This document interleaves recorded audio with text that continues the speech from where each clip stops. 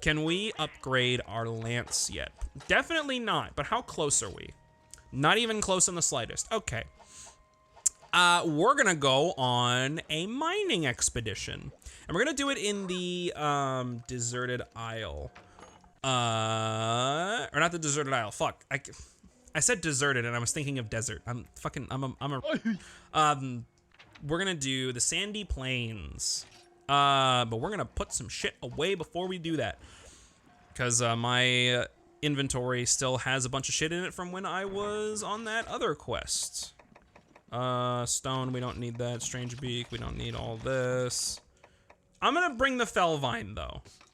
I'll bring the Fellvine just if I get attacked by cats, they'll take that one first. You know, trying to think a little bit ahead. And then we're gonna buy more iron picks. All right, because we want Macalite ore, but we also want cactus flowers. So we're gonna be doing a lot of gathering for this one. Alrighty, gathering, yeah, Monster Hunter.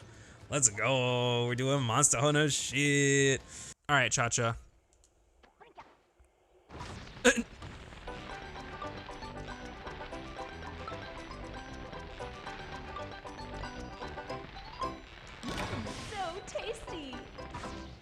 Nice. That's cool. And he's got a fucking barbecue on his head. All right, this was super worth it, actually. Now that I'm actually doing it, I love Cha-Cha with his fucking barbecue mask. It's amazing. So I might skip over a lot of this. I might do that whole fast forwarding bit that I've been doing for the gathering quests. Who the fuck knows? The way that these videos are put together is extremely slapdash. Like I'm literally just playing the video game for a couple hours and then chopping it up into 3 or 4 different videos, depending on what happens. And like I said in the last hunt, or maybe potentially the last video, who knows? One of the things that I like to do a lot, one of the things that I like to do when I make content is I don't want to have a whole lot of fat, you know? I don't want to have empty calories in terms of content. I don't want empty content. You know what I mean? I want there to be like purpose behind a lot of the stuff that I'm doing. And there are, like, whenever I'm making a video like this, even if I say it's incredibly slapdash, even if it is incredibly slapdashed, there's still a lot of like very purposeful stuff in these videos. You know, the way everything is set up, the way that the thumbnails are set up, the way that the channel is set up right now. Like, there's purpose behind this stuff. Can I get Macalite ore in the sandy plains? I fucking forgot. I don't remember. Yeah, so like there's definitely purpose behind a lot of the things that I do here on this channel. Even if it doesn't seem like it. I'm gonna have to sell some of this iron ore, dude. Like, oh my god. Can I just not get it here? Like, do I have to go back to the fucking flooded forest to get it with the fucking pelgasite ore? Dude, that's so fucking frustrating. What creature is even here? Ice thaw pellet. All right. Well, fuck it. Whatever. Let's just go collect that goddamn cactus flower that I wanted to get. Oh my god, pardon me. And then we'll be on our way. Just like me leaving that in right there. I did that on purpose. And it's because I'm lazy and I don't want to re-record any of this stuff. I mean, yeah, the fact that the first 4 episodes of this series had completely fucked audio, you know, I looked at that and I'm like, man, I probably should re-record this, but it's already done. Like, the series has already started, you know, like, it would be super weird to just re-record everything and start the whole game over again. It'd be fucked. I would have to record for 2 more hours. Fuck that noise. So, yeah. The audio was left that way on purpose. I tried to fix it, but, you know, there's only so much you can do. Also, thanks for the no cactus flowers, you fucking bastards.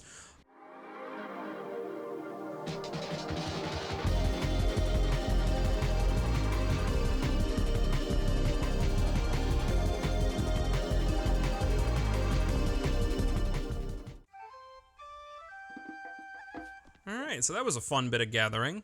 How how close are we to getting that other mask that I needed to get? Fluffy mask, the super shroom box. Oh, that was honey level 2 that I needed to get. Okay, so then I just need 2 busy bees. And I'm pretty sure I get those from the Argosy. I just don't know where the fuck he is. I don't know how often he shows up, so we're just gonna have to roll with the punches on that one.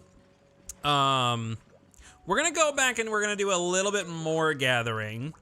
But this time we're going to go to the flooded forest. Capture a royal Ludroth on the deserted island. Lovely. All right, so I think what I'm gonna do is we're gonna do the deadliest catch, and we're just gonna use that quest as an excuse to do a little bit of gathering there, and also while earning a little bit of money. But let's put all of our shit away before we accept the quest. There we go. Good Lord. God, dude. Oh, and his mask is on the rack in the background. Okay, that's what that is. Dude, like, playing the newer games, you forget, like, all the little, you forget all the things that they've added, all the quality of life things that they've added. So, like, you know, like a box before you can leave on the quest, before you leave for the quest. You know, having item loadouts. This game doesn't have item loadouts. There's equipment sets and there's bowgun sets, which are useful. There's no item sets, though. That, I think, was added in either 3 Ultimate or 4 Ultimate. Maybe Monster Hunter 4 regular. I don't know. I didn't play Monster Hunter 4. I don't think the game came out in the West. But you forget about all the quality of life things that they added. So, if your first game was World, be ready for a much slower experience playing something like this if you decide you want to go back to it. Because I think it's worth it. I'm having a great time playing this game. Organizer guide, that's actually super useful. I don't need it yet, though. That's super useful, and I want to get that as early as possible, but I don't really fucking need it. We're gonna switch. We're gonna keep with the switch axe for right now. Because again, I want to get more experience with it.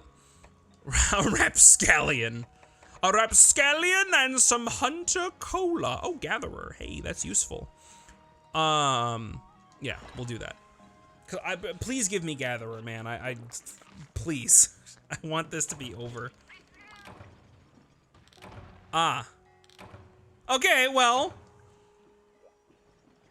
Rapscallions and soda? Not the best combination, turns out.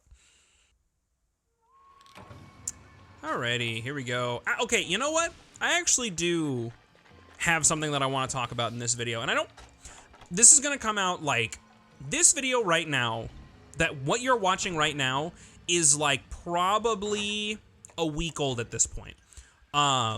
This, probably more than a week. This might be the second or third video in this like recording session. So what you're hearing me say right now is probably about a week or two old, so the story might have changed. To date this video, Capcom recently, like today, they completely broke Steam Deck support for Monster Hunter Rise by implementing their new Enigma anti-cheat. And that's not cool. As you know, if you don't put the pieces together, if you haven't put the pieces together yet, breaking Steam Deck support also means breaking Linux support. They're one and the same, right? So, finally, fucking Macalite ore. So obviously, I'm not too pleased with the direction that Capcom is going with their new anti-cheat. And Capcom has had a very harsh anti-mod stance for a really long time. This is not a new development, right? They fucking hate mods. Like, there was a thing that was going around that said, that was like a PowerPoint presentation that was at like an investors meeting or something, or like a head of staff meeting, where straight up the higher ups at Capcom fully equate harmless like costume mods, like modding in general, blanket, is cheating, period. There is no ifs, ands, or buts about that. Like, you are a filthy fucking cheater, pirate bastard if you use mods, and we hate you. And this is not new. Like I said, Capcom's been like this for quite a long time. So, you know, it's crazy that they're only just now cracking down on mods as bad as they are. Complete 1 of 3, slake 3 catfish. Okay, so that was the creature I was supposed to kill. Cool. And, you know, like, it makes sense what they're doing. Doesn't mean I fucking agree with it in the slightest. Obviously, and then they're getting a ton of backlash right now on Steam because they just broke Steam Deck support for one of their hottest games right now. And if this move makes me worried that Monster Hunter Wilds is going to have this harsh anti-cheat, and that means I won't be able to play it right away. I'd have to wait for a fix to come out because I don't have Windows, right? And thank God the Steam Deck exists, because if the Steam Deck didn't exist, Capcom wouldn't give a shit, and I would have to rely on either pirating the game or modding it to get around the anti-cheat to make it run. So, like, thank you, Valve, for actually giving Linux a foothold in the gaming community and in discussions. Because shit, man, like, people are mad. I'm mad too. But I'm not gonna like do a post on Twitter, or I'm not gonna review bomb the game itself, because I don't know how effective those two things are. But I will say in this video, as someone who is a big fan of the Monster Hunter series and plays a lot of Capcom games, they're really fucking up with this one. This does not bring joy. And I'm not a fan of it. And I modded the shit out of Monster... Well, not modded the shit, but I did throw on a few mods for Monster Hunter World back when I, like, really played it. And a lot of them were really cool. In fact, one of the most popular mods was back in Base World, the most popular mod was something that lets the little... You know, like when the monsters drop shinies, when they drop their slinger ammo and stuff like that, it would add a little light pillar to make it more obvious that, you know, there was something there. That got added in Iceborne. You know, that was a mod that turned into a feature. And that's, like, cool, you know? I love it when stuff like that happens. And I'm glad that they implemented that thing. But, you know, this new move that they got, like, Capcom has a lot of goodwill in the gaming community, right? For a lot of reasons. And they're gonna blow it all away in, like, a day. And it's kind of crazy how easy that goodwill goes away. Like, that goodwill's gone away in my eyes, you know? Like, I talk a lot about Monster Hunter and stuff like that, but, you know, so this is getting into a bit more philosophical stuff. As a YouTuber, I need to be careful with what I say. Not just in terms of, like, a PewDiePie incident, you know, but in terms of, like, what I decide to show off in my videos, like, that has an effect, you know? And if I make videos on things that, you know, are negative, I guess, then that has a negative impact on not just me, but also my audience. And if I were to stoke the flames of controversy by making a video, because I was about to make a video about this Enigma DLC, or this Enigma anti-cheat, by stoking the flames of this shit, I feel like I'm personally, like, I'm negatively impacting my channel and my audience. And this is not there is no war in Ba Sing Se kind of situation where I'm just gonna sweep it under the rug and pretend it doesn't exist and pretend everything's hunky-dory. No. Like, I'll talk about it if it's a real problem, but I'm not going to... I do it sparingly, so you know that whenever I do it, it's a problem and it's something that I care about. But I also don't... I try not to clickbait those. An example would be, I mean, I guess I clickbaited that video, but I did a video a couple years ago talking about when there was a little scare of DS and 3DS games, like the Flash emulation, like the Flash ROMs, were starting to fail. And I made a video as like a little like, hey, you know, this is something that's reported as happening. It sucks. You know, I really care about these games and I really care about stuff like this, and I don't want to see all this stuff die. And, you know, that's why I like emulation so much and why emulation is so important. And I use that like topic as an excuse to talk about emulation and you know, game preservation and stuff like that. Because that is something that I'm really deeply passionate about, right? But when it comes to this whole anti-cheat thing, I'm not educated on this topic. I'm barely educated at all, right?